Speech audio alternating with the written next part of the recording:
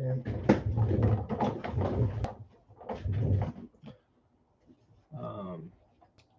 Good morning or evening, depending on where you're tuning in from. It looks like the microphone is picking up my voice, but I will double check here. So, our camera is okay. Your channel. It'll be a shame if nobody can hear this. Right, there's the feedback. Cool.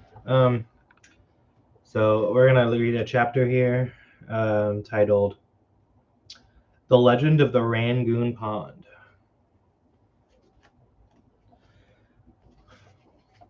At the end of the last world period, 5 lotus buds sprang up from the Thein Gutara hill. Thein Gutara hill, where now the Shwe Dagon Pagoda stands. They opened their leaves and disclosed each of them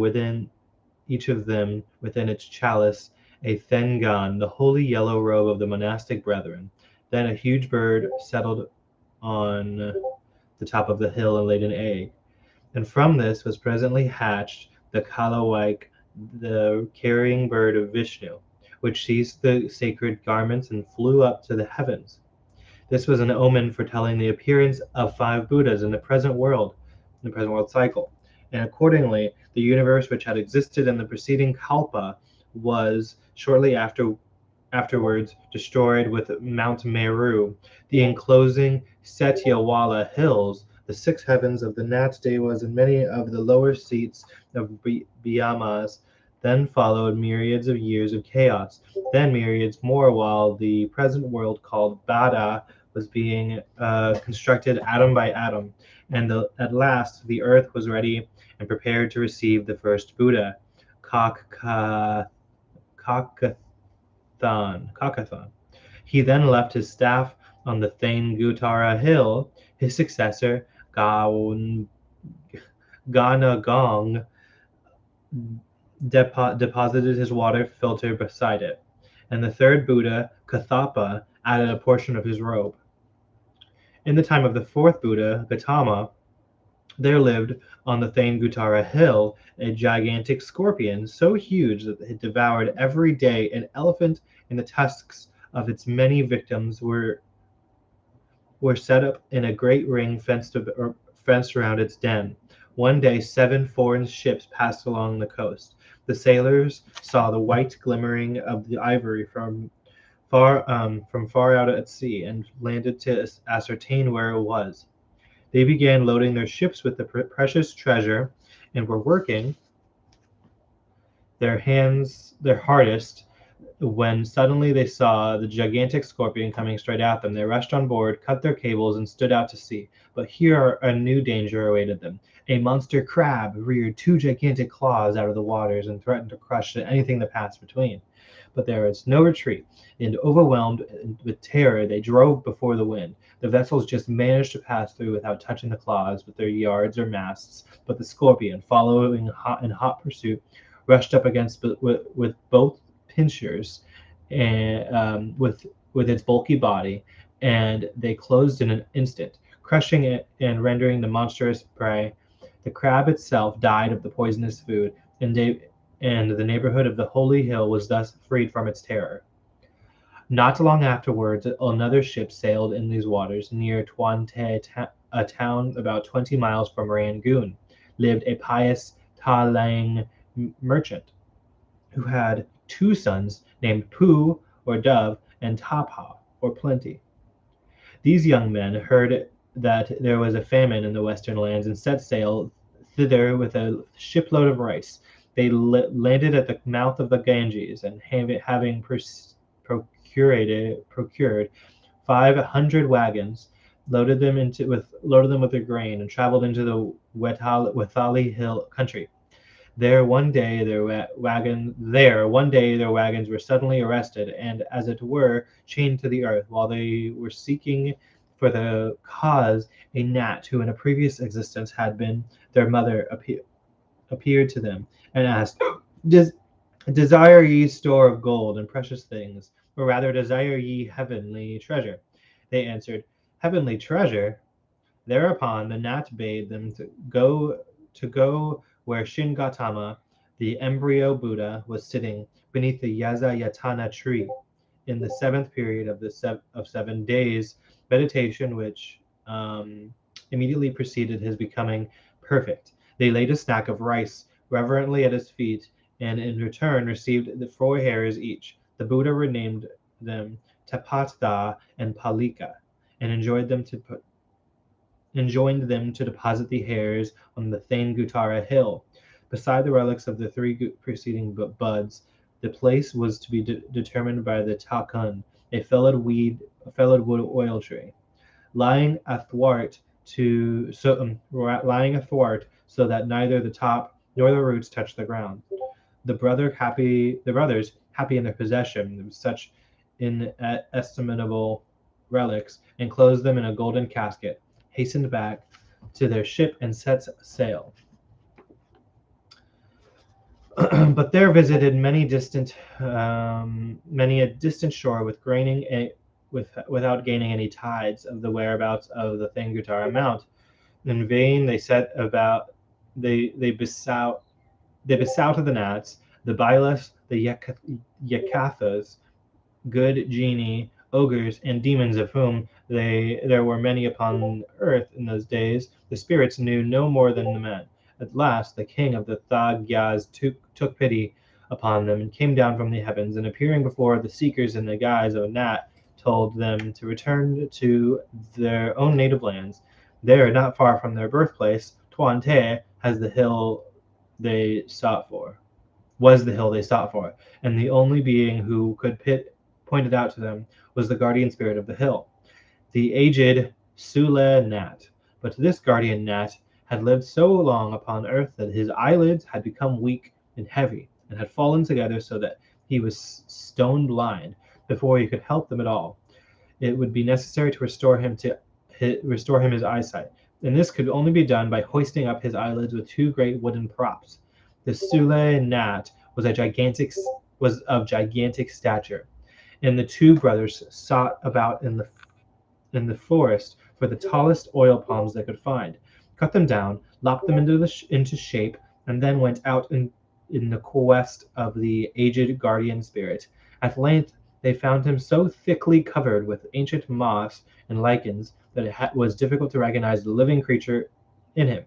When he was asked where the Thingutara hill he became suspicious and brought forward his blindness as an excuse for not being able to indicate its situation. But the 2 brothers were prepared with their remedy.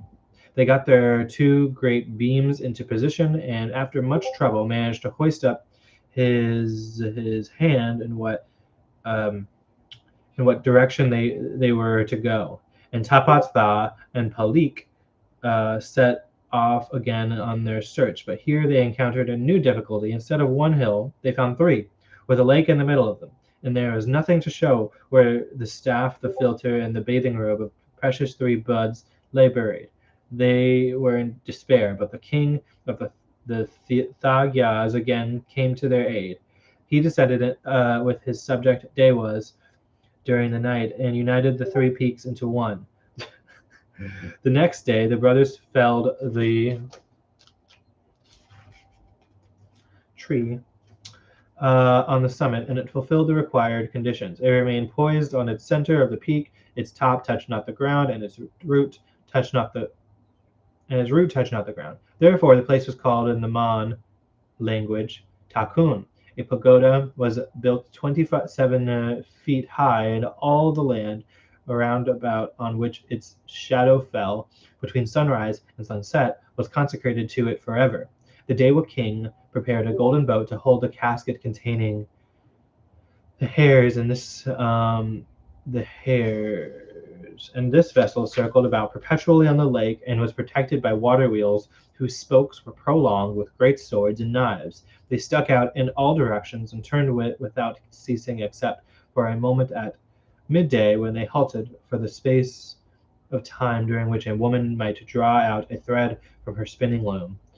Long ago, the royal elder brother brother of China, King Udibwa, during his wars with the Burmans, were exceedingly anxious to carry off the sacred relics which are deposited in the Rangoon shrine. He prepared a magic figure in human form and dispatched it to steal the bud's remains.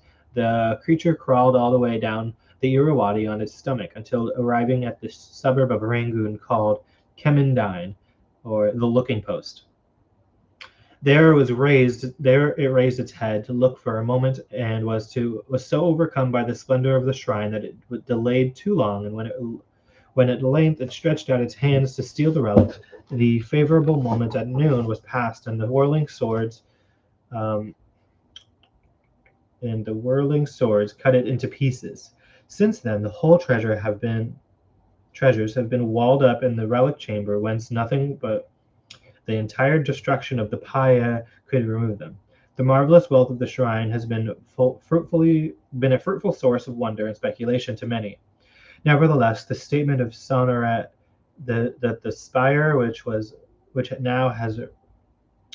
now risen to a height of nearly 370 feet, has a narrow funnel descending from the top down to the basement, and that down this shaft princes, rich men, and the religious of all nations cast gold and silver and precious stone, has a foundation only in imagination of the Gallic writer. The crown of umbrella at the top is known as the crusted thick on the upper ring with precious stones, and from it hangs scores of jeweled gold bells, placed there in recent times, but to the mysterious relic chambers no one has penetrated for hundreds of years, nor probably ever will. Neither the shrine itself, nor the relics, nor the images are the objects of adoration of the pious. The Burman, it cannot be too much urged, is not an idolater. He worships neither relics nor images. The pagoda and the figure only supply him with a seemly place to utter the praise of the great Buddha, and to form resolutions to imitate as far as he can the charity and the sinless life of the great model. Right. And that was chapter 16. That was pretty short. This next chapter is a hefty 20 pages, so I'll save that for next time. I don't feel like reading 20 pages. This was a very short stream, but and this chapter didn't really make much sense. But a lot of the words in it didn't make sense, but you can get the concepts. It was talking about how basically like the origin story for the shrine, right, and how these pieces of the Buddha, this robe and stuff, were kept in this lake, floating about and defended. Kind of reminds me of like pyramid robber tales, and so that's pretty cool. I think that's interesting. Yeah. What else can I say? So much of the language in here is lost on me because I take such long breaks between reading chapters here, and it's a shame. But I don't know. That's really the only thing that seemed interesting to me. Just the defense mechanisms and I guess the story of the crab and the scorpion was sort of interesting, and I don't know. There's a lot of context that just kind of doesn't really mean that much to me. But anyhow, thanks for watching.